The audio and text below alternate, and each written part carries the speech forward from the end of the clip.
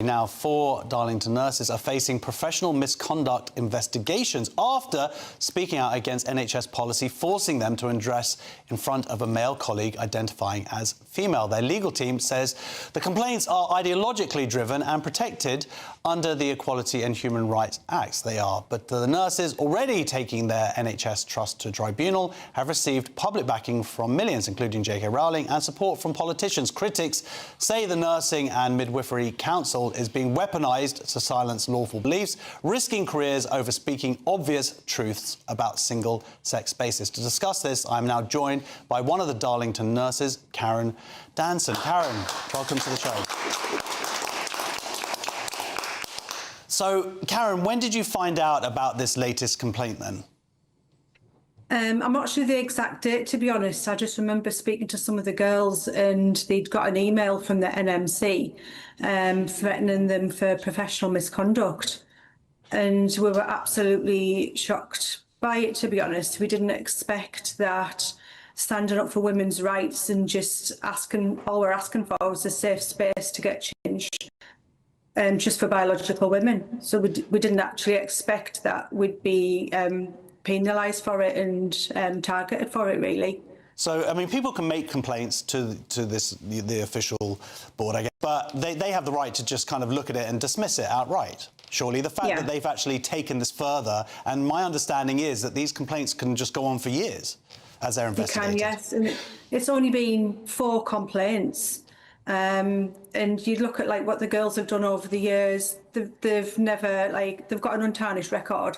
They're absolutely fantastic ladies, and it's the unfounded claims that's clearly been put together just to penalise them and just to I think it's just done to spite them and to threaten them and to say, do you know what, this is what happens if you speak out and fight for the truth.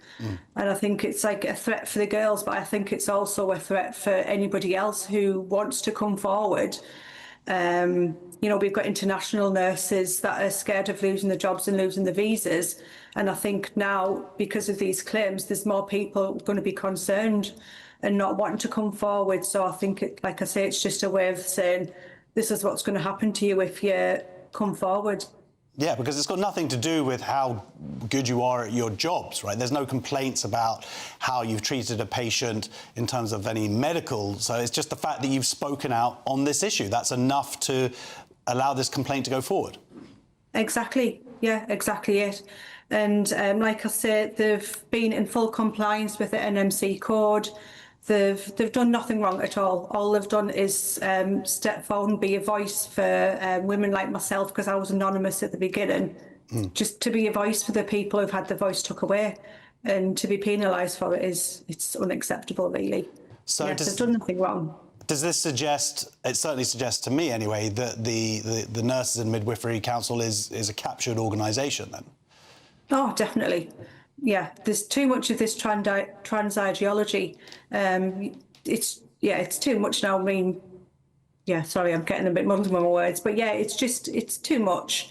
That's the way it works. I mean, you had, obviously, in Scotland, you have Sandy Payey, you have her case that's been going on now as well. And we've seen a lot of that in the press. The group of you, I think, but it's 5 of you total, is that right?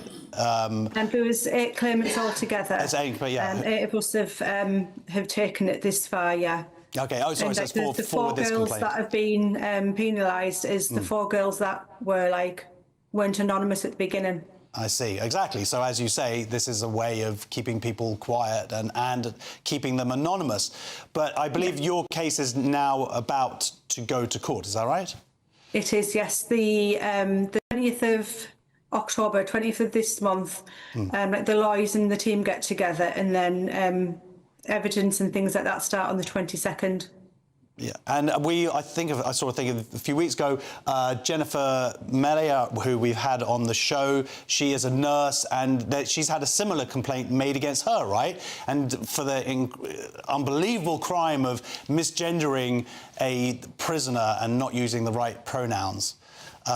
So this is definitely indicative of something going on at the